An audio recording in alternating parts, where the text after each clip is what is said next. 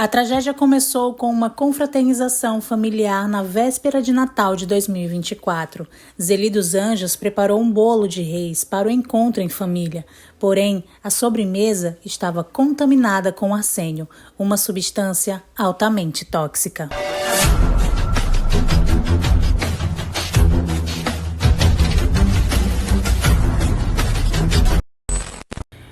Oi, sejam bem-vindos a mais um vídeo do meu canal. Eu me chamo Iris e falo sobre casos criminais. Então, se você gosta desse tipo de conteúdo, já se inscreve aqui e ativa o sininho de notificação para não perder nenhum vídeo. Eu também te convido a me acompanhar nas minhas redes sociais, que lá tem vídeo todos os dias. E agora, vamos para o caso de hoje. O caso do bolo envenenado em Torres, no Rio Grande do Sul, completa hoje um mês. Esse caso chocou o Brasil ao revelar uma trama de intrigas familiares, mortes suspeitas e ações premeditadas de Deise Moura dos Anjos, apontada como a principal suspeita de uma série de envenenamentos desde 2020. Essa é a Zeli dos Anjos. Ela tem 60 anos. A Zeli é sogra da Deise. Ela foi uma das vítimas da enchente que atingiu o Rio Grande do Sul em 2024. A Zeli morava em Canoas e com a enchente ela acabou se mudando para a cidade de Arroio do Sal, no litoral do Rio Grande do Sul, quando em setembro de 2024 algo terrível aconteceu na vida dela. A Zeli perdeu o esposo, Paulo Luiz dos Anjos.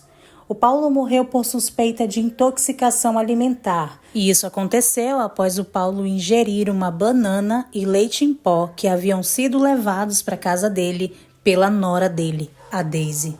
Depois de perder o marido, a Zeli ficou devastada. Mas ela sempre contava com a presença do filho Diego e da nora Deise na vida dela.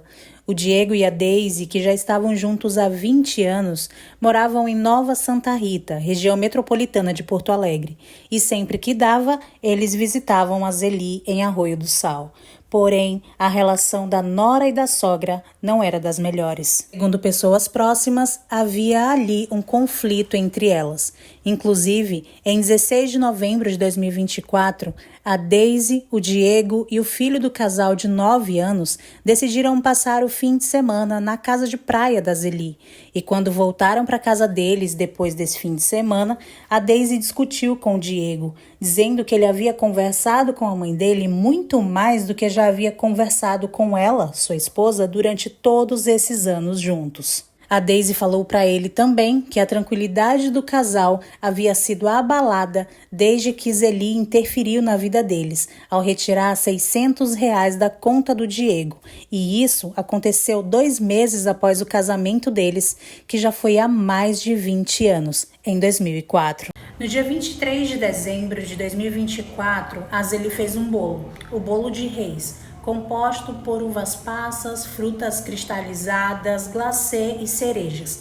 Esse bolo já era uma tradição na véspera de Natal da família. Todos os anos, a família tinha a tradição de se reunir na véspera do Natal para tomar um café da tarde e comer esse bolo de reis que era feito especialmente pela Zeli. A Zeli então viajou para a cidade de Torres, que fica a 30 quilômetros de Arroio do Sal, onde ela ia encontrar suas irmãs Neuza, Maida e sua sobrinha Tatiana. Lá também estariam o marido da Maida e o filho da Tatiana, o Matheus, de 10 anos de idade. Tudo parecia bem na casa da Maida. Elas estavam bem ansiosas por aquele momento de confraternização, mas acontece que após o consumo do bolo, todos começaram a passar mal e relataram sentir um gosto estranho no bolo, meio amargo e apimentado. Foi então que 3 pessoas morreram e outras 2 foram hospitalizadas em estado grave. As mortes desencadearam numa investigação que revelou uma série de envenenamentos. A primeira morte foi comunicada às 4 da manhã do dia 24 de dezembro de 2024 e as outras mortes aconteceram no intervalo de algumas horas. E as vítimas fatais foram a Tatiana, de 47 anos, e Maida, de 59. Ambas tiveram uma parada cardiorrespiratória.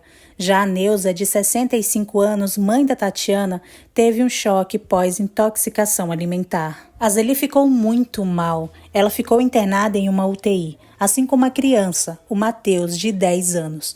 O marido da Maida também consumiu o bolo, porém foi um pedaço bem pequeno. Ele ficou mal, mas não foi nada grave. Bom, os corpos das vítimas foram levados para a necropsia no Instituto Geral de Perícias para determinar a real causa da morte.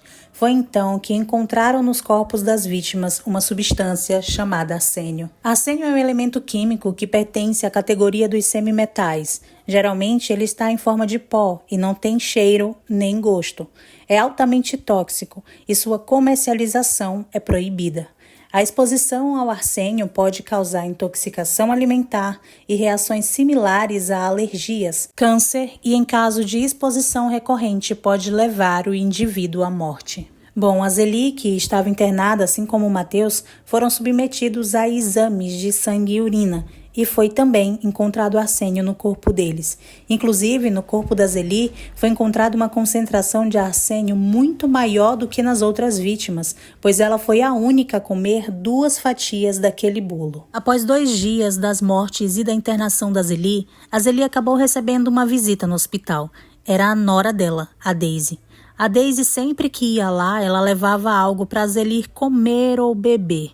E o que chamou a atenção da acompanhante da Daisy no hospital era que as coisas sempre estavam abertas. Tipo, ela levava uma garrafa de água mineral e já estava aberta. Então, por esse motivo, todas as coisas que a Daisy levava para o hospital, para a sogra, a acompanhante descartava no lixo. Bom, as investigações continuaram e os investigadores foram até a casa da Zeli para saber como havia sido feito aquele bolo. Até então, a Zeli já havia sido descartada de ter envenenado o bolo porque ela comeu dele. Ela, inclusive, comeu 2 pedaços dele. Mas, enfim, na casa da Zeli eles encontraram pacotes com restos de farinha de trigo que foram utilizadas para fazer aquele bolo. Esses restos de trigo foram levados para serem analisados e tudo se confirmou. O arsênio havia sido misturado naquele trigo. As investigações prosseguiram. Não se sabe como a polícia passou a desconfiar do envolvimento da Daisy, talvez pelos depoimentos de pessoas próximas que acabaram revelando que a Daisy e a Zeli tinham um péssimo relacionamento. Desde então passou a ser investigada e teve o celular recolhido para uma perícia. Foi quando eles encontraram mais de 100 pesquisas sobre arsênio no celular dela.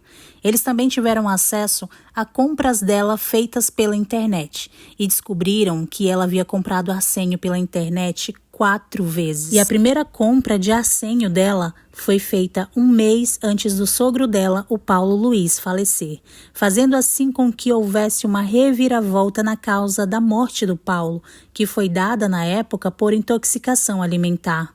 Decidiram então exumar o corpo do Paulo, que havia falecido no início de setembro de 2024, e a exumação acabou confirmando uma alta concentração de arsênio no cabelo dele e nas unhas, ou seja, o Paulo Luiz também foi morto por envenenamento. O marido da Daisy acabou revelando também que no final de agosto a mãe dele, Zeli, passou mal em casa e o Diego e a Daisy foram visitar a Zeli e o Paulo, levando produtos de limpeza, flores, leite em pó, farinha e bananas. E o Paulo acabou falecendo após comer uma banana e tomar café com leite que a Daisy levou. A Daisy, agora como principal suspeita do caso, acabou sendo levada para uma delegacia, onde prestou depoimento. E ela disse que ela e a sogra tiveram muitos desentendimentos no passado por questões financeiras, mas isso aconteceu em 2004.